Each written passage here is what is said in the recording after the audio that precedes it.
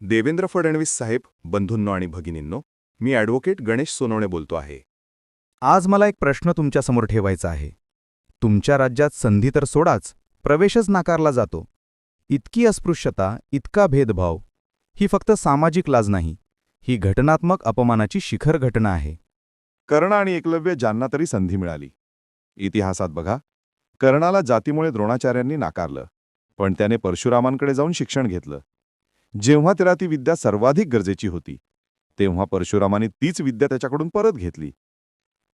एकलव्याला निषाद म्हणून नाकारलं. त्याने जंगलात स्वतःचा गुरु बनून धनुर्विद्या आत्मसात केली.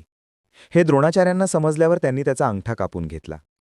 तरीही त्यांना संधी मिळाली, लढून शिकण्याची, स्वतः सिद्ध होण्याची. पण आजच्या महाराष्ट्रात काय घडतंय? आम्हाला आदिवासी कोळी म्हटलं की ही जात बोगस आहे असं म्हणून शिक्षणाचे आणि नोकरीचे दरवाजे कायमचे बंद केले जातात. कर्णाला दार दाखवलं, एकलव्याला गुरु नाकारला, महारांना व्हरांड्यात बसवून शिकवलं, आणि आज आदिवासी कोळी जमातीला शाळेच्या आणि नोकरीच्या दारातून हकललं जातं. जात वैधता दाखवा म्हणत संधीच नाकारली जाते. पूर्वी व्हरांड्यात शिक्षण, आज दरवाजाबाहेर नकार. पूर्वी महार मुलांना व्हरांड्यात बसून शिकवला जात होतं.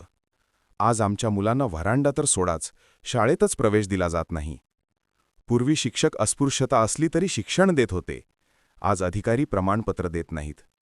तेव्हा भेदभाव उघड होता, आज तो सरकारी फाईलमध्ये नियमांच्या नावाखाली अस्पृश्य व दलितांना शिक्षण नाकारले जात आहे. आरक्षण ही कृपा नाही, ती अधिकाराची संधी आहे. फडणवीस साहेब, आरक्षण म्हणजे कृपा नव्हे, ती संधी देण्याची घटनात्मक हमी आहे. जर संधीच बंद केली तर आरक्षण कोणासाठी?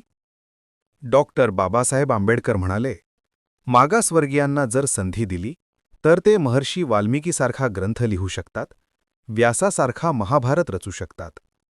पण आज तुमच्या राज्यात संधीच नाकारली गेली आहे, तर आम्ही कसे वाल्मिकी बनू, कसे व्यास होऊ, कसे राष्ट्र उभारू? आम्हीच निवडून दिलेले प्रतिनिधी आहोत, पण सत्तेत गेल्यावर तुम्ही आम्हालाच नाकारता. मग प्रश्न विचारतो, आम्ही आमचं पवित्र मत, आमचं दान का पुन्हा अशा सत्तेला द्यावं जे आमचं अस्तित्वच नाकारते? लोकशाहीत लोकांना महत्त्व असतं, म्हणून आम्हालाही आता मतपरिवर्तनाचा निर्धार करावा लागेल. कारण मत म्हणजे फक्त बटण नाही, ते आमच्या भवितव्याचा हक्क आहे. आता आम्ही रस्त्यावर उतरू. म्हणून सांगतो, आरक्षणाची संधीच नाही तर आरक्षण तुम्ही काय देणार?